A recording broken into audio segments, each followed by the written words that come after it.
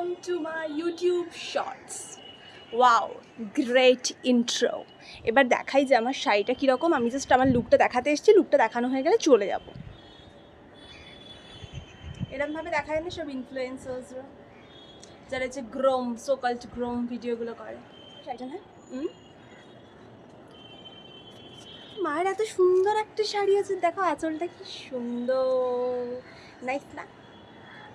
এরকম শাড়ি পরলে এমনি বিউটিফুল লাগে, আর কিছু করতে হয় না। কোনো মেকআপ করে নিই, আমার মুখে কিচ্ছু দেওয়া নেই, শুধু লাইনার দেওয়া আছে, একটা টিপ পরা আছে, একটা লিপস্টিক পরা আছে। আমি এমনিই সুন্দরী, কোনো মেকআপ চেকআপের দরকার আমার হয় না।